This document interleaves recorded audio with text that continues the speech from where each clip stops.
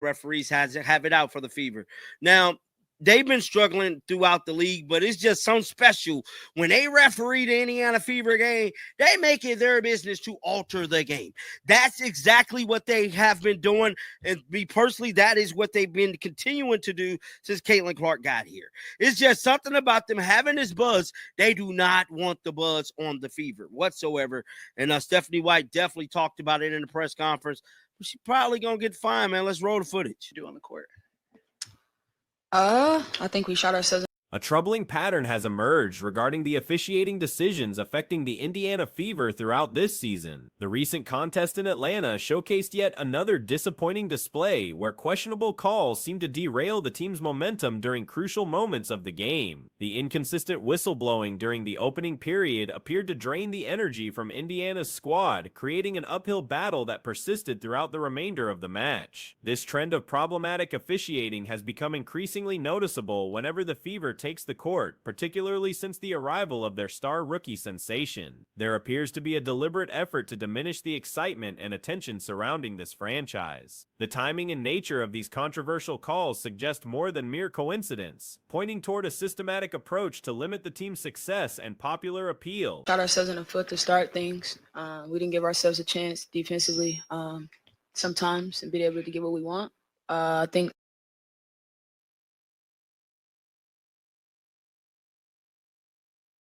a lot in a lot of different areas that impact being able to like make plays and do what you want to do on the offensive end. So I think that once we stop doing that, we give ourselves more of a chance to kind of be who we are offensively. And you guys get to see us at our best when we get to pick apart the stuff that we can control.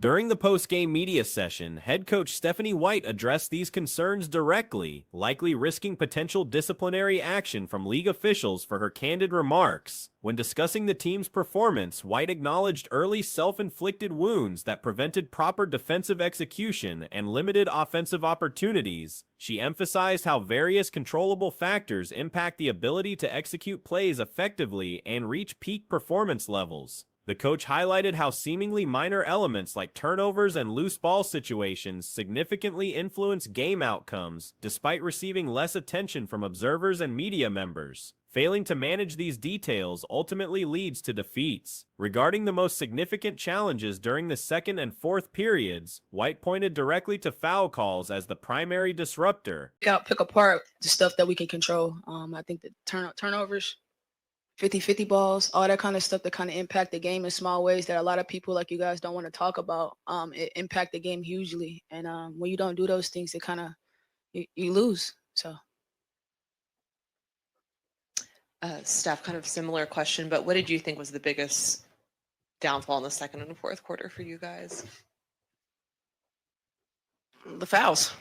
I mean, I think we get momentum and then, there's 4. She noted how building momentum would consistently be interrupted by sequences of 4 or 5 consecutive penalties, providing opponents with scoring chances and disrupting game flow. The frequent stoppages prevented the team from establishing their preferred up-tempo transition style. The opposing team's aggressive physical approach successfully knocked Indiana out of their natural rhythm, reducing ball movement and offensive fluidity. White stressed that games at this level, especially during this time of year, are decided by narrow margins. She cited specific statistics like 18 second chance points and the opponent's superior three-point shooting as determining factors. While acknowledging that quality three-point shooting teams will inevitably make shots, she emphasized the importance of avoiding breakdowns in help defense and maintaining proper positioning. I mean, I think we get momentum and then, there's 4 or 5 foul calls in a row and they get some opportunities. I think it stopped the flow of the game. It didn't allow us to get up and down in transition. I think that their physicality took us out of our rhythm. I don't know who that is. It took us out of our rhythm sometimes. The ball didn't move quite as much. But the games are at this time of the year, especially.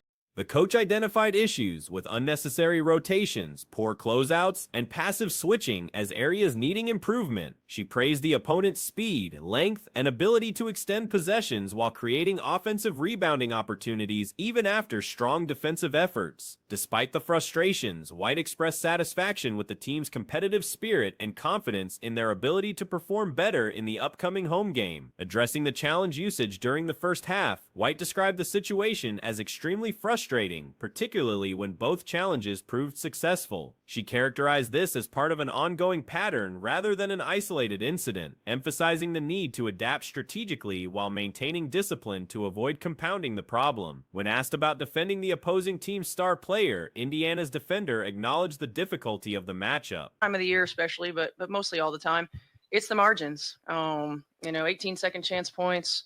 Their ability to outscore us from the 3-point line, and they're going to get some because they're a really good 3-point shooting team. It's the ones where we're over helping or we're losing our guy. We're in rotation when we don't need to be. We're not closed up. We're not aggressive in our switches. All of those things. They're fast. They're long.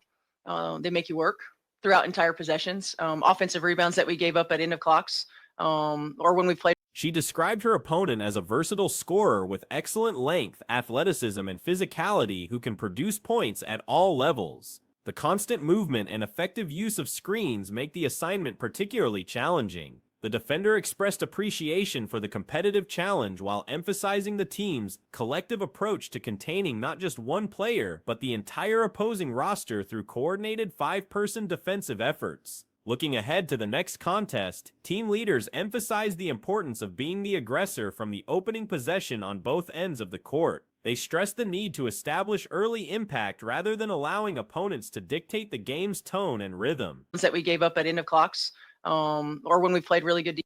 So it's a lot of little things. I like where we are. I'm proud of our group for continuing to fight, and we're going to be better on Tuesday.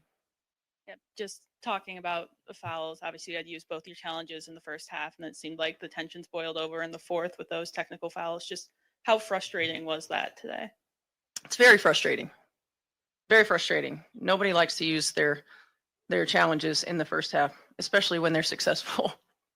And look, the home court advantage should provide additional motivation and comfort, though success will require maximum effort and determination. Every possession will demand complete commitment, with success depending on which team demonstrates greater resolve and willingness to compete for every loose ball in contested play. The playoff format changes have created an opportunity for Indiana to host their first postseason game, generating excitement about maintaining home court throughout potential future rounds. This possibility adds extra significance to proper preparation and peak performance execution. Discussing interior play effectiveness, White praised her center's defensive work in limiting the opponent's primary post player to just 7 field goals, especially when they're successful. Look, it is what it is. This is not anything that's new. I think how we adjust, how we use it to our advantage on one end and try to be disciplined enough to not on the other end. It's an equal chess match.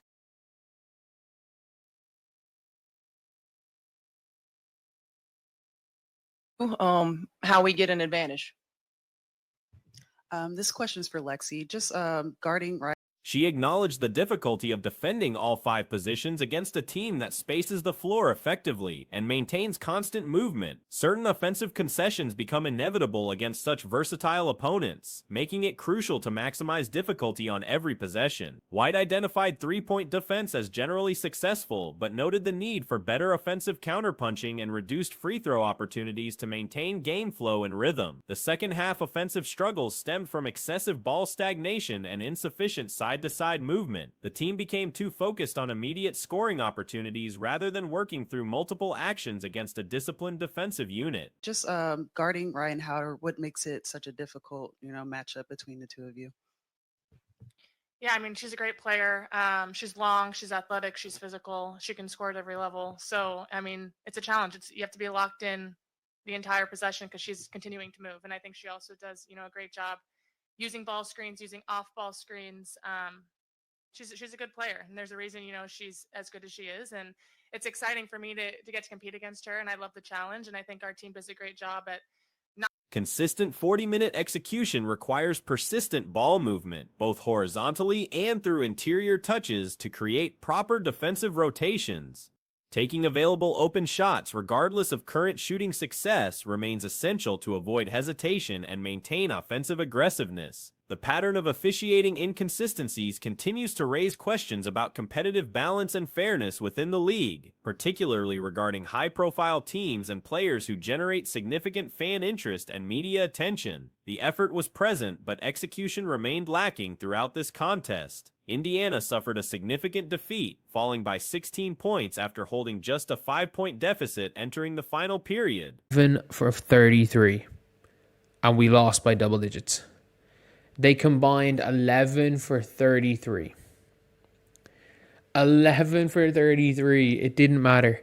Ryan Howard was hitting some shots. We let Naz Hillman give us the business. We let Naz Hillman score 16 points. We let Bree Jones physically dominate us. Like, Bree Jones physically dominated. There was no question about it. Like, Bree. The fourth quarter collapse proved decisive in determining the outcome. Multiple fundamental areas showed deficiencies for the home team. Rebounding proved problematic, defensive rotations broke down frequently, offensive production stagnated, shooting percentages remained poor, and attacking the rim yielded minimal success. Numerous close-range attempts failed to convert. This represented a comprehensive performance where the superior squad emerged victorious. There was no question about it. Like, Bree Jones physically dominated. Yes, the refs screwed the Fever in the fourth quarter. The fourth quarter, it's a 5-point game, and suddenly they're getting screwed by a couple of calls, and then what's her name's out. Aaliyah Boston picks up a 5th foul, and she's out of the game, and then Atlanta go on a run. For the Fever, Kelsey Mitchell was the only player who showed up offensively. I thought Lexi Hull's effort was there. She couldn't hit a shot. Lexi Hull going 3 of 13 from the field. There's no reason why Lexi Hull should be the... No alternative explanation adequately describes what transpired during these 40 minutes of competition. With 133 seconds remaining and a timeout called, the contest had effectively concluded. Ryan Howard managed only 6 successful attempts from 17 shots taken. The combination of Howard and Alicia Gray connected on 11 of 33 field goal attempts, while the team lost by double digits. Despite this poor shooting display, Howard occasionally found success from distance. She couldn't hit a shot. Lexi Hull going 3 of 13 from the field. There's no reason why Lexi Hull should be take the second most shots in the team. I thought Odyssey Sims was okay, I guess. Not great, not bad. Bree Turner was shocking. Like, they literally don't guard her. You can't play with Bree Turner on the floor because you just can't score. When she's on the floor, you can't score. Aerial Powers at least put in effort. Like, I'm not trying to say Aerial Power. Like, Aerial Powers was like their one bright spot in the fourth quarter. They get the game back to 10.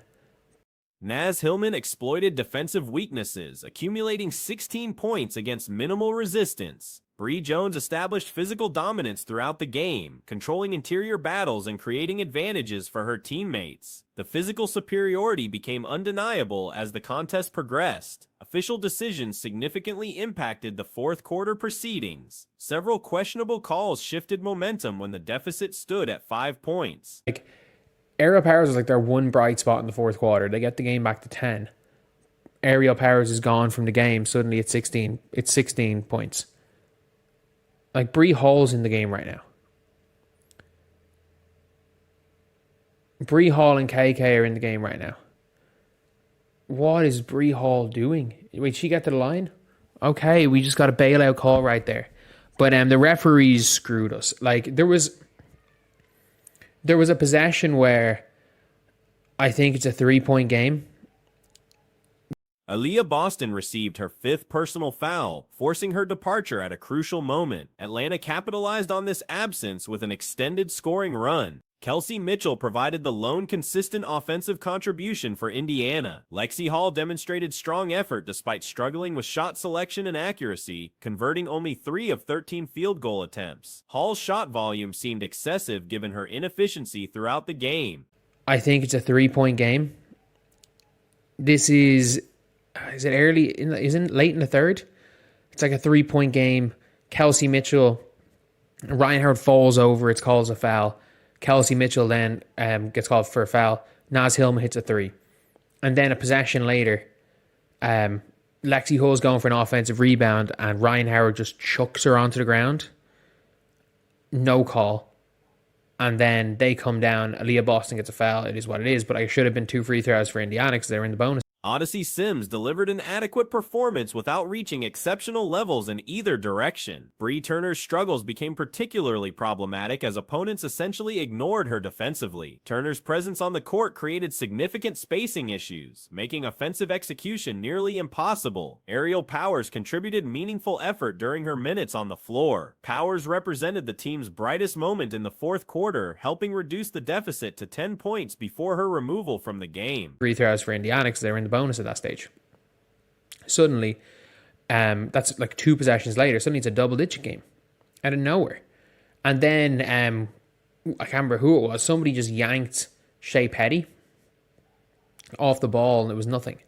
But one thing I will say for the Fever is that the Indiana Fever's bench points being 2 Bree Hall garbage time free throws, and she goes 2 of 4 from the free throw line in garbage time. And the Indiana Fever's... Following her exit, the margin expanded rapidly to 16 points. Current bench personnel, including Bree Hall and KK, occupied floor time during garbage minutes. Hall managed to reach the free throw line, though her overall impact remained minimal. Multiple controversial sequences involving the officiating crew occurred during critical moments. A 3-point game situation featured a questionable foul call against Mitchell after a player collision. Garbage time. And the Indiana Fever's bench made 1 field goal.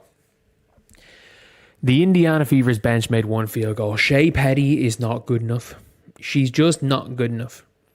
Like, I think that needs to be established. Shea Petty's not good enough. Aerial Powers. I like Aerial Powers.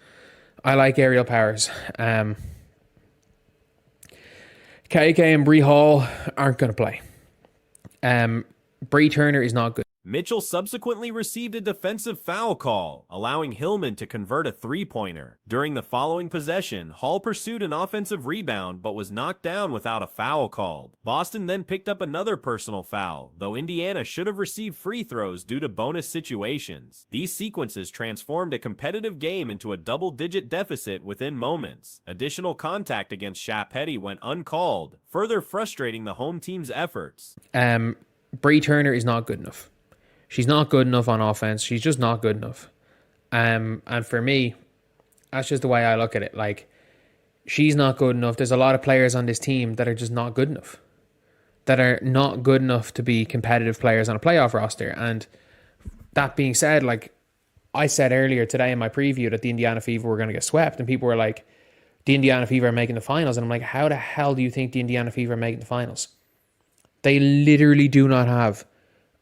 Indiana's bench production proved severely limited, with only 2 points scored by Hall during late-game free throws where she converted 2 of 4 attempts. The reserve unit managed a single field goal throughout the entire contest. Petty's performance highlighted roster limitations, as her contributions remain insufficient for competitive basketball at this level. Powers represents a more viable option among available reserves, though playing time distribution continues favoring less effective alternatives. KK and Hall likely won't receive significant minutes moving forward.